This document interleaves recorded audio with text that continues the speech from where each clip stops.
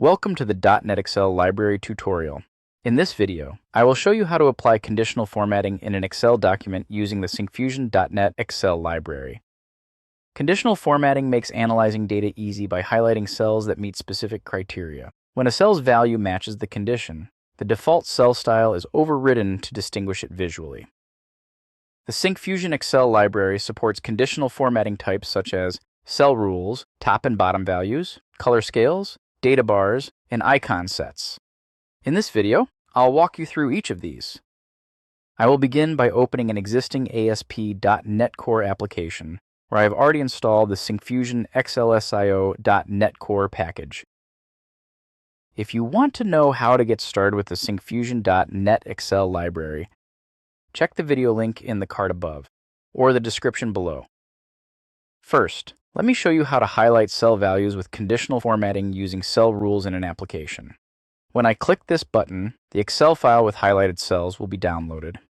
To set this up, I open the index.cshtml file and remove the existing code. Then, I add a button to apply cell rules. Next, I navigate to the Home Controller class and import the necessary namespaces. I define an action method with the return type iActionResult. In this method, I initialize an instance of Excel Engine and create an iApplication instance using it. I set the default Excel version to XLSX and create a workbook instance.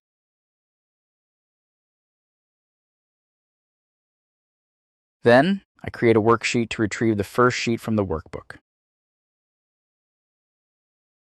I apply conditional formatting to 3 different cells. First, for cell F2, I create a conditional formatting instance by setting the range to F2. I add a condition.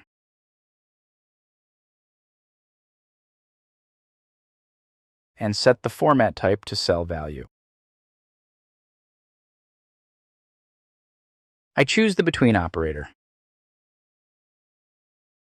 and set the first formula to 10 and the second to 20. Add a note in cell A2 that says, enter a number between 10 and 20. I also apply a thin border around the cell. Set the background color to light orange and make the text bold and italic. Next, I apply similar formatting for cell F4. I reuse the same code with a few changes. I set the range to F4, change the operator to equal, and set the value to 1000. I update the instruction in cell A4 to enter the number as 1000. I change the background color to yellow and apply a light upward diagonal fill pattern. Again, I reuse the same steps for cell F6.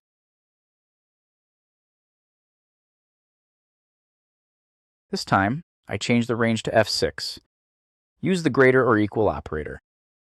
I update the instruction in cell A6 to enter a number greater than or equal to 1000 and change the background color to light green.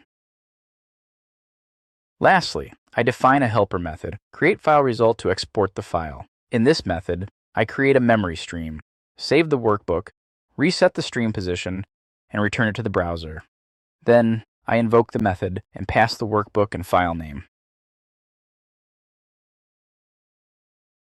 Now, I save and run the application. When I click the button, the Excel file is downloaded. When I open the file and enter the number 15 in cell F2, the style and color are applied as defined because the condition is met. If I enter a number more than 20, the rule isn't satisfied, so the formatting isn't applied. And for these cells, the formatting is applied because the condition is met. Next, let me show you how to highlight the top values in a range using conditional formatting. Look at this document. I'll highlight the top 10 rankings from a specific column.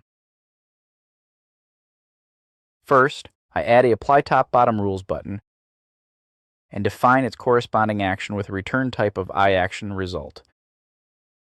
Inside this method, I begin by creating an instance of Excel Engine.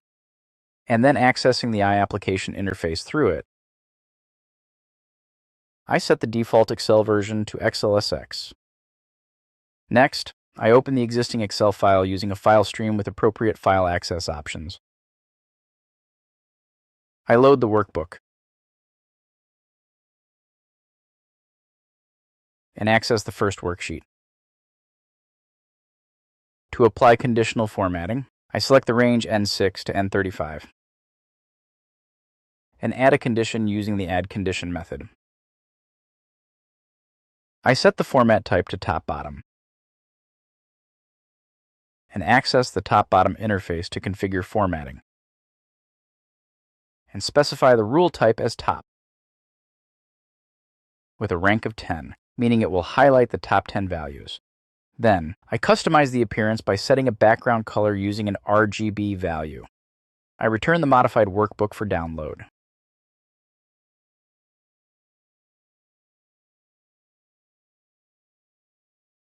When I click the button, the Excel file is downloaded. When I open the file, the top 10 values within the range N6 to N35 are highlighted with the specified background color, as defined in the conditional formatting rule. Next, I'll show you how to apply color scales to a range of cells based on their values. I select the sales column to apply color scales, specifically from July to December. I add an Apply Color Scales button and define the action method with return type, action result. Inside this method, I reuse most of the code from the previous example, but with a few changes. First, I change the input file name and the cell range to D7 through D46. Then, I set the format type to color scale to apply gradient-based coloring. I access the color scale interface to configure the formatting. Next, I set up the color scale with 3 different conditions. For the first condition, I use light purple color and set the type to lowest value, with the value set to 0. This highlights the lowest value in the range. For the second condition, I apply light orange, set the type to percentile, and assign the value 50. This highlights the mid-range values based on the 50 percentile. For the third condition, I choose light yellow and set the type to highest value. This highlights the highest value in the range. Then, I change the output file name.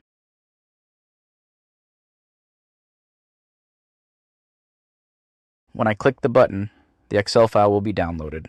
On opening it, you'll see that the range D7 to D46 is filled with a smooth gradient of colors based on the cell values, giving a clear, visual representation of the data. Next, let me show you how to apply data bars inside cells to represent the relative size of values. I'm going to apply data bars to this column. I add a Apply Data Bars button and define the action method with return type, action result. I reuse the code from the previous method with a few modifications. First, I change the target cell range to C7 through C46 and set the format type to data bar. Next, I access the data bar interface to configure formatting. I set the bar color to aqua using the bar color property. I also hide the values inside the cells by setting show value to false. I change the output file name.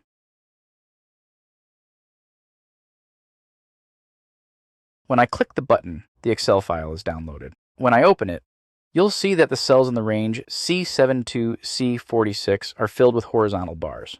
These bars vary in length depending on the cell value, making it easy to compare values at a glance. Lastly, let me show you how to use icon sets to categorize data in an Excel column. I'm going to apply icon sets to this column in this document. I add a Apply Icon Sets button and define the corresponding action method with a return type of action result. I reuse the code from the previous method, but with some changes specific to icon formatting. First, I set the target range to E7 through E46 and update the format type to icon set. This format type displays icons based on the value in each cell. Then, I access the icon set interface and set the icon style to 3 symbols, which gives 3 distinct symbols to represent different ranges of values. I define the criteria for the first icon, set the type to percent, and assign a value of 50. For the second icon, I set the type to % and assign a value of 75. I also set the Show Icon Only property to true. This hides the actual numbers and displays only the icons.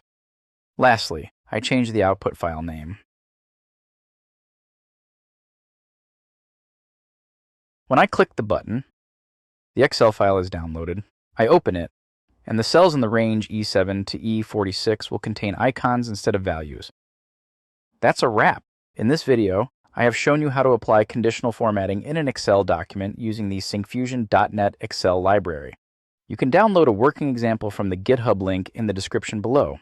I have also shared a link where you can learn about obtaining a free license key to use our file format libraries through our community license. If you found this video helpful, like and subscribe to our channel. Thank you for watching.